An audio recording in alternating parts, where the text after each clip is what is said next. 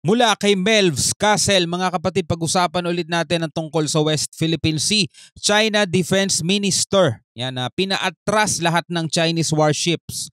Naghahanda na sa digmaan sa Taiwan, mga tol. Ito ngayon nabalitaan, mga tol, nung nakaraan kasi nawala daw yung mga barko ng China dito sa Panatag Shoal. Overall, sa buong kabuuan ng West Philippine Sea, mga tol, andiyan pa rin yung 122 na barko ng China. Pero dito sa Panatag Shoal, nangonte kahit yung monster ships nila nawala.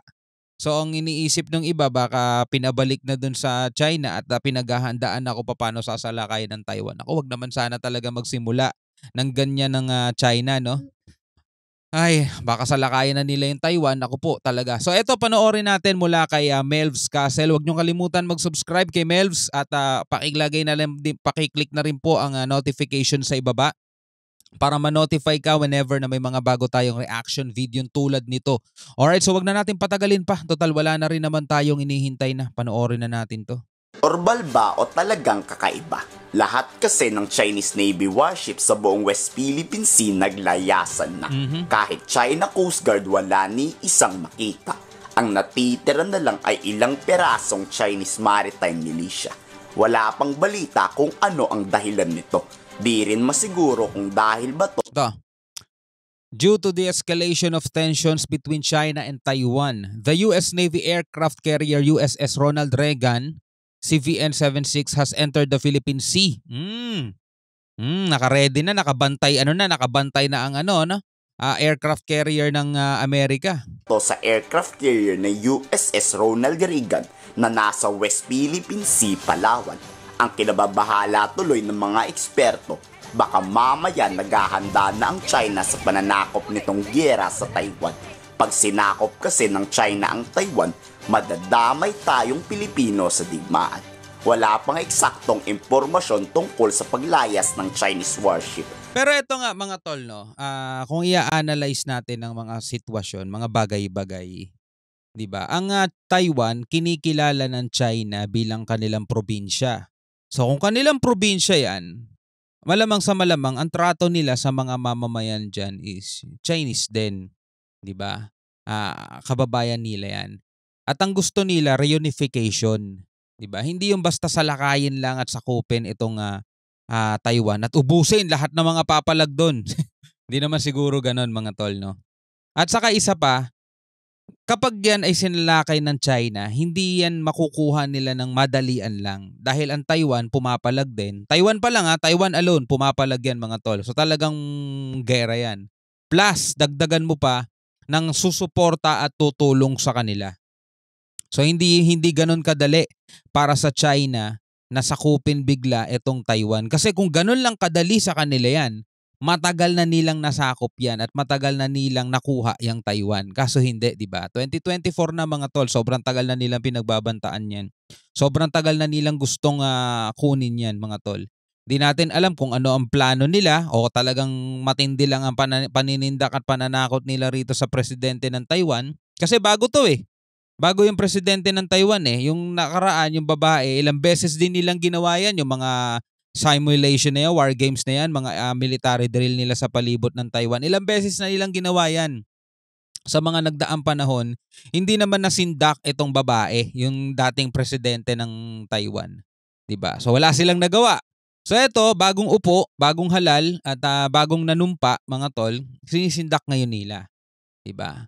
Kung eto papalag din, kung eto ay susuko. No? Dalawa lang yan eh. Kapag sumuko yan o yumuko sa Taiwan, makukuha sa China, makukuha yan ng China nang wala nang dadanak o wala nang gerang pang mangyayari. Panalo na sila, di ba? Pero kung lalabanan nila yan o tipong susugurin nila yan by force, alam mo na kung sino makakabangga nila dyan. Pero sa panig naman nating Pilipinas, mga tol, bakit ayaw natin mangyari yan? Kasi napakalapit lang sa atin yan. Di ba? 400 kilometers lang yan mula sa Batanes. Tapos marami tayong mga OFW na nandiyan dyan. At isa pa, ang pinapangambahan ng ating gobyerno, since nga na marami tayong EDCA sites dito na pwede daw maging target ng China kasi base militar ng ng Pilipinas at Amerika eh. Pwede daw nila maging target. talaga madadamay tayo. Yun yung pinapangambahan nila. Pero kung ikaw tatanungin, sa tingin mo ba, maglalakas loob itong China na gerahin ng Taiwan? Comment ka sa ibaba, no? Tuloy natin to. Pero sobrang kakaiba daw talaga ito. When the President gave his guidance of the shift of the AFP from internal security to external defense and the SND's pronouncement of the CAD-C, the Philippine Navy and the AFP already conducted some reallocation of naval capabilities that will allow us to project further to secure and to protect our EEZ. Rest assured, bago man lang nagsabi ng China na ando na ang Philippine Navy at ang AFP. Kung akala ng China makakampante tayo dahil nagsilayas na sila, nagkakamali ang China. Tuloy pa rin ang pagbabantay ng Philippine Navy warships sa West Philippine Sea.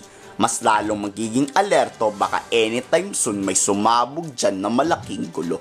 Wala kasing nakakaalam ng plano ni Xi Jinping. Basta ang mahalaga, nakaalerto ang militar pati ang US troops dito sa ating bansa. Baka mamaya kasi totoo talaga ang bali-balitang sasakupin ng China ang Taiwan ng persahang militar. Pero ito, isipin mo kahit na ikaw ay isang higanteng bansa, for example, China ka, sa tingin mo ba afford mo maikipaggera ka simultaneous sa tatlong bansa? Kasi 'di ba sinasabi ng iba rito, mga tol, lalo-lalo na yung mga DDS, madadamay daw ang Pilipinas sa gerang di naman natin laban, di naman natin gera yan. For example nga, sinugod ng China ang Taiwan. Syempre, sasaklolo dyan ang US. And dahil nga maraming EDCA sites dito, magiging target daw yon ng China. Sabing gano'n ng mga pro-China rito, mga tol. Syempre, pag inatake ng China ang Pilipinas, dami talaga tayo diyan. Kasali na tayo. Inatake na tayo di ba? Pero mo tatlong bansa ang kalaban ng kalaban ng tawag dito ng China. Syempre, buti sana kung tatlong bansa lang 'yan. 'Di ba? Ang daming magre-react diyan. Ang daming bansa ang maaapektuhan dahil nga yung mga kalakal nila dumadaan lahat yan sa South China Sea. Paano ngayon sila makakapaghatid ng kalakal papuntang halimbawa sa Vietnam, sa Malaysia, sa Indonesia? Kasi lahat yun dito dumadaan yan Sa India, lahat yan dito dumadaan sa South China Sea. Since nga namin nangyayaring gera doon, lalong-lalo na choke point tong Taiwan at saka Pilipinas at saka itong Taiwan Strait, mga tol, at saka dito sa may Batanes, 'di ba? Magagalit ang buong mundo sa China dahil sila nagsimula ng gera 'di ba? So ano sa tingin ninyo, mga tol, afford ba ng China 'yon? Yung tipong matagal nilang pinagpaguran para paunlarin ang kanilang ekonomiya, tapos sisirain lang din nila sa napaka walang sense na dahilan. 'Di ba? Maraming ibang paraan para makuha nila to, mga tol, itong Taiwan na walang nangyayaring gera. Tulad na nga ng ginagawa nila ngayon, sinisindak nila yung presidente diyan. Dahil yung presidente talaga, pag natakot yon, sumuko at talagang magtaas ng bandilang puti sa China, sakop na ng China yan nang walang nangyayaring gulo, di ba? Kaya ngayon, puro muscle flexing ang ginagawa ng China sa palibot nito. The actions of the Philippine Navy, without going into details, which are already at the operational level, I would like to say that all actions of China that will threaten our national sovereignty, our territorial integrity, and the welfare of the Filipino people will only serve to strengthen the Philippine Navy's and the AFP's resolve to perform its mandate. This will further serve as a unifying call, not only for the entire armed forces, but for all Filipinos as well. Thank you. Lahat gagawin ng China nang pigilan lang tayong di makapasok sa West Philippine Sea. Pero huwag kayong matakot dyan. Yan ang mensahe ni Commodore Roy Trinidad ng Philippine Navy sa Filipino fisherman. At dahil nga dyan, mga tol, dahil nga sa mensaheng ganyan ng Navy natin, nakikinita-kinita ng China na teka, mukhang hindi umubra sa Pilipinas yung ating pananakot, paninindak Kaya na ngayon, nagbigay ng mensahe si si Mao Ning ang nagsalita. Hindi daw dapat mabahala ang Pilipinas, basta wala naman daw gagawing illegal. Diba? Kasi ang unang mensahe nila, mga tol, ang unang batas nila, mga trespasser sa arestuhin. Yun na yun. Basta tumawid ka, trespasser ka, arestuhin ka nila. Pero ngayon hindi, mga tol. Ang sinasabi na nila, Basta wala daw illegal na gagawin. So basta pwedeng tumawid. Basta walang illegal na gagawin. Tulad ng ano? Anong illegal na gagawin? Di ba? Kasunod kasi yan ng pagdedeklarang fishing ban ng China. Sabay niyan ang paninindigang di kikilalanin ng mga Pilipino ang utos ng China. Kahit ang ilang mangingisda wala na ring pake dito. China is out of tune, out of step, out of their minds.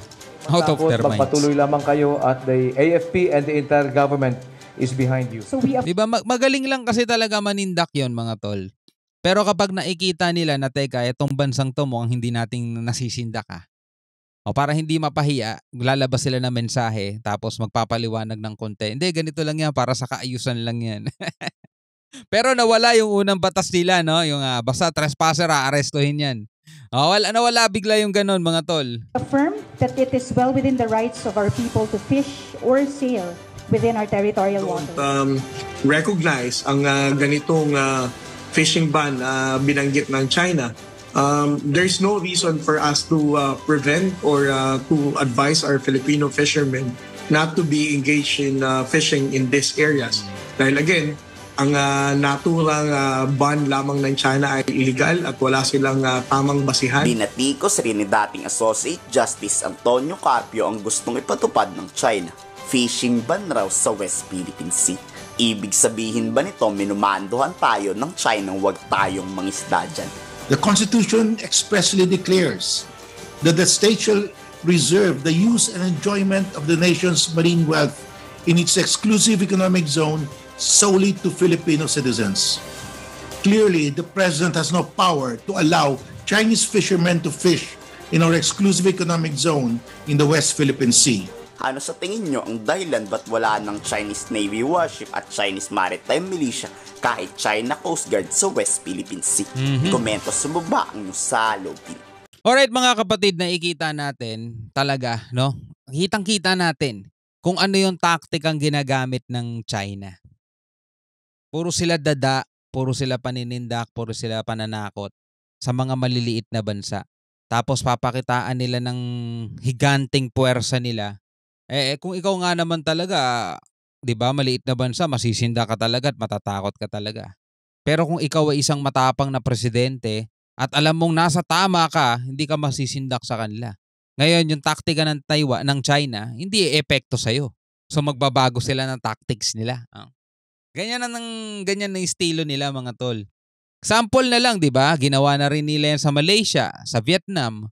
Vietnam, mas marami pang naita yung isla sa kanila dito sa South China Sea. Wala naman silang nagawa di ba? Akala ko ba powerful sila? Akala ko ba gegerahin nila yung mga bansang lalabag sa kanila?